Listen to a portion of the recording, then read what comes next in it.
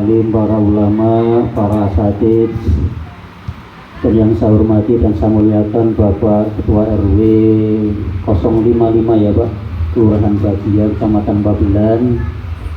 Yang saya hormati para tokoh masyarakat, dan yang saya hormati bapak-bapak, ibu-ibu, serta anak-anakku, para jamaah sholat isya dan sholat tarawih yang senantiasa mengharapkan ridho serta maghfirah dari Allah Subhanahu wa Ta'ala.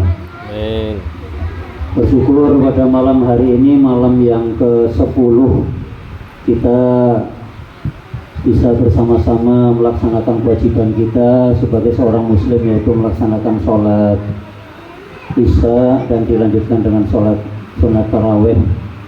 Semoga rangkaian ibadah kita dari awal hari ini hingga sore ini, dari awal Ramadan hingga saat ini, senantiasa akan diterima oleh Allah Subhanahu wa Ta'ala. Amin ya rabbal alamin. Salawat dan salam semoga senantiasa tercurah kepada junjungan kita baginda Nabi Muhammad sallallahu alaihi wasallam, pada para keluarga, sahabat, dan tentunya kepada kita semua yang senantiasa istiqomah di jalannya hingga akhir zaman nanti. Bapak-bapak, ibu-ibu, adik-adik, anak-anakku yang dimuliakan Allah Subhanahu wa Ta'ala. Pertama, syukur alhamdulillah dan wasilah Bapak Ustadz Diki Mariadi, saya berkesempatan untuk bersilaturahmi di klaster West Manhattan ya Pak. Ini kali pertama saya datang ke sini, tapi untuk yang kesekian kali. Dulu sebelum klaster ini jadi, waktu di depan baru jalan ya Pak, dan jalan yang ke sana itu baru hampir di pertigaan. Ini adalah area ketika kami jalan-jalan pagi atau jogging, ya kurang lebih 7-8 tahun yang lalu ya. Tapi alhamdulillah sekarang sudah penuh ya Pak RW. Sudah penuh alhamdulillah. Artinya ini merupakan satu bentuk kemajuan yang luar biasa. Walaupun mungkin bapak-bapak tahu ya kan, lingkungan kita ini lingkungan yang sering banjir, apalagi di sektor 5. Mungkin pasti sudah nggak asing ya Pak Sis, untuk lingkungan kita yang di sektor 5. Tapi alhamdulillah posisi West Manhattan adalah posisi yang lebih tinggi dari sektor. Insya Allah tidak akan kebagian banjir. Amin. Bapak-bapak yang dimuliakan Allah Subhanahu wa Ta'ala, Rasulullah sallallahu alaihi wasallam bersabda, man fariha bi tuhuli Ramadan haramallahu jasadahu alan nira. Barang siapa yang bergembira, yang bersukacita dengan datangnya bulan Ramadan, maka haramallahu jasadahu alan nira. Allah akan mengharamkan jasadnya atas orang tersebut atas api neraka. Alhamdulillah ini kali pertama Pak RW ya mengadakan sholat tarawih. Dan dengan rasa sukacita, Fasum disulap menjadi area ibadah. Ini menunjukkan satu kebahagiaan, satu sukacita bahwa menyambut datangnya bulan Ramadan, warga di West Manhattan ini sangat bersukacita. Apalagi tadi sampaikan hari ini sudah ada pesantren kilat. Insya Allah minggu depan buka puasa bersama dan berbagi. Ini merupakan wujud satu rasa sukacita warga yang ada di sini menyambut bulan suci Ramadan. Semoga Allah Subhanahu wa Ta'ala mengharamkan atas jasad bapak-bapak, ibu-ibu atas api neraka besok di hari akhir.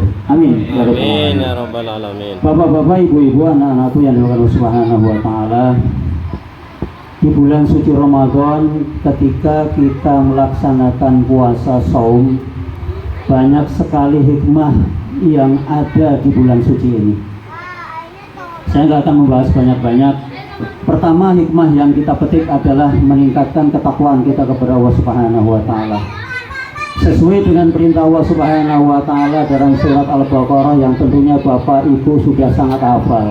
Ya ayyuhalladzina amanu kutiba alaikumusyamu kama kutiba alal ladzina min qablikum la'allakum tattaqun. Apa sih puasa ini? Goalnya apa sih? Tujuannya apa sih? Agar kita menjadi orang yang bertakwa.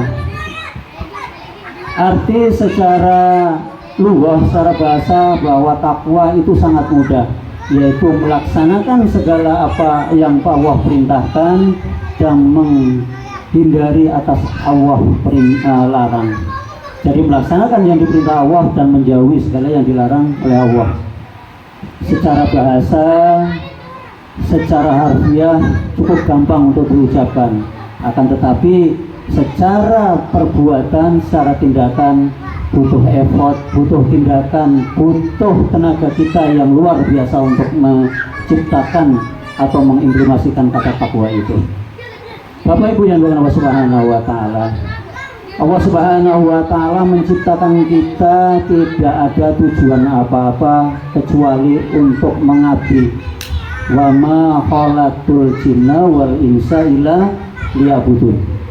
Tidaklah aku menciptakan jin dan manusia kecuali untuk beribadah kepadaku. Ini merupakan satu perintah yang default, yang perintah pokok, yang perintah menjadi perintah satu domain Allah Subhanahu wa taala kepada kita. Kita tidak dituntut apa-apa kecuali untuk mengabdikan diri kita kepada Allah Subhanahu wa taala. Coba kita hitung tiap hari berapa nikmat Allah yang diberikan kepada kita tanpa kita minta. Berapa, sebagai contoh, berapa harga oksigen yang tiap detik kita hirup apabila kita konversikan ke dalam bentuk nominal. Tentu adalah harga yang sangat mahal. Akan tetapi Allah banyak memberikan nikmat kepada kita, nikmat sehat, nikmat iman, nikmat Islam, dan tentunya nikmat kesempatan. Ini adalah nikmat-nikmat Allah yang bila kita hargai dalam bentuk nominal, dalam bentuk uang, adalah tidak akan ada harganya. Tidak bisa kita perhitungkan dengan jumlah nominal.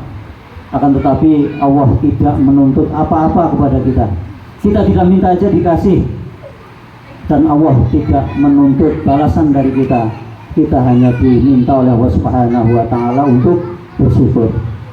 Dan ketika kita bersyukur, Allah Subhanahu wa taala sudah memberikan jaminan, la in sakartum la azidanakum wa la in kafartum inna azabi lasadid. Jika engkau bersyukur maka Allah akan tambah nikmatku. Akan tetapi Allah sudah memberikan satu peringatan, jikalau engkau kufur maka nikmatku akan sangat pedih. Hadirin yang dimuliakan Allah Subhanahu wa taala, Bapak, Ibu, adik-adik serta anak-anakku. Hikmah yang kedua dari Ramadan yang sedang kita laksanakan adalah melatih disiplin waktu.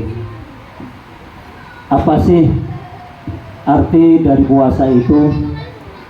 Puasa adalah imsak, menahan dari makan dan minum, dan dari hal-hal yang membatalkan puasa dan hal-hal yang membatalkan pahala puasa. Kita mungkin sudah sangat maklum apa hal-hal yang membatalkan puasa, seperti makan, minum, bergaul dengan istri di siang hari. Akan tetapi dari sisi tasawuf, banyak hal-hal yang membatalkan puasa kita. Contoh, membicarakan keburukan orang lain, menggibah, mengadu domba, marah-marah, dan lain sebagainya. Ini yang perlu kita waspadai, bahwa ternyata selain hal-hal yang membatalkan puasa, ada hal-hal yang membatalkan pahala puasa. Kita jaga agar puasa kita selain batal dari sisi fikih, kita juga jaga puasa kita dari hal-hal yang membatalkan pahala puasa kita.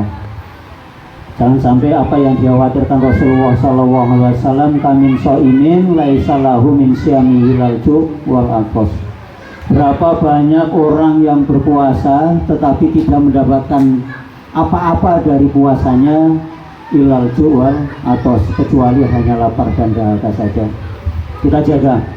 Kaitannya dengan disiplin waktu apa Bapak-bapak, Ibu-ibu, bahwa kita melaksanakan puasa adalah menahan dari terbitnya fajar sampai terbenamnya matahari.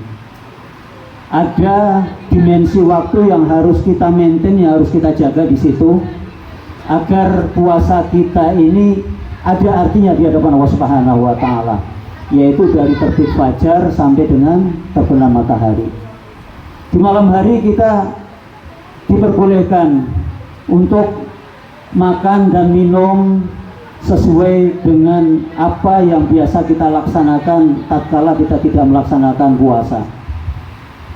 Kita bisa beraktivitas seperti biasa, akan tetapi kaitannya dengan melatih disiplin kita, bahwa kita malam hari dianjurkan untuk sahur, dianjurkan untuk menahan puasa kita dari terbit fajar hingga terbenam matahari.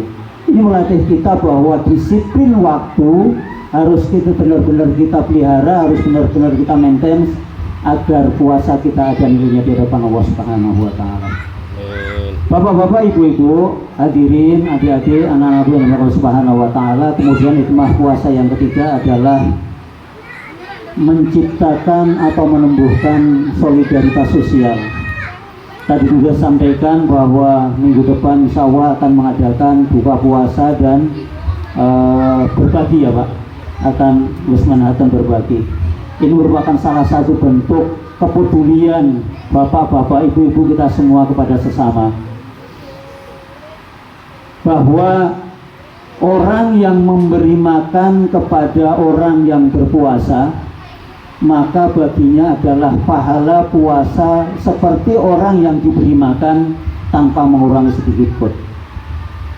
Ketika hari ini Bapak Ibu memberikan menu kepada orang yang berpuasa sekedar untuk membatalkan puasa mereka, mungkin dengan air segelas, kurma 3 biji, ataupun apalah itu, ini Bapak Ibu akan mendapatkan pahala seperti orang yang berpuasa.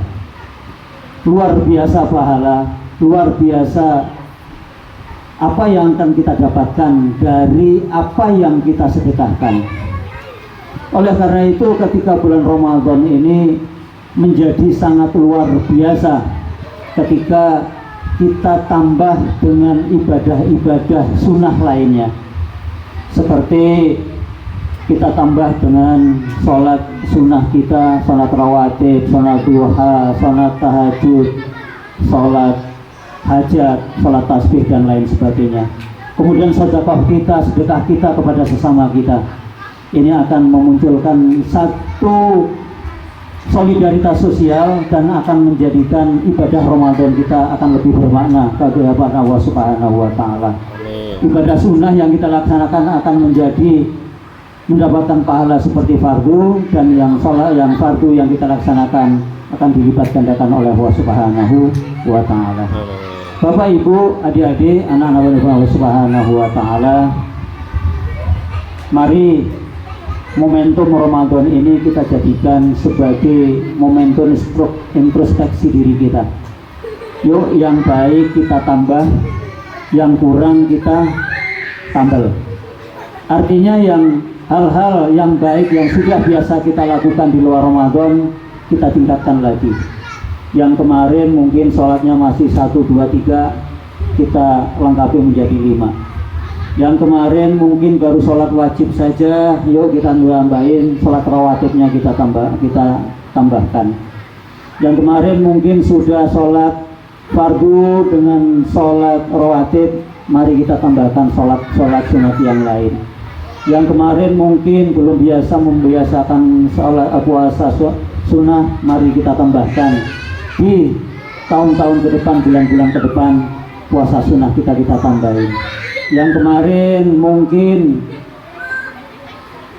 belum biasa tadarus Al-Quran, yuk memulai momentum Ramadan ini kita tambah volume tadarus kita, volume tilawah kita, agar kita lebih menjadi manusia yang bermakna di hadapan Allah Subhanahu wa taala, dan kita akan menjadi, pada akhirnya kita akan menjadi manusia yang bertakwa, yang akan mendapatkan Jannatul Naim di hadapan Allah Subhanahu wa taala. Mungkin itu saja bapak-bapak, ibu-ibu yang bisa saya sampaikan, kiranya menjadi satu manfaat untuk saya pribadi dan para jamaah semuanya. Kurang lebihnya mohon maaf. Wassalamualaikum warahmatullahi wabarakatuh. Waalaikumsalam warahmatullahi wabarakatuh.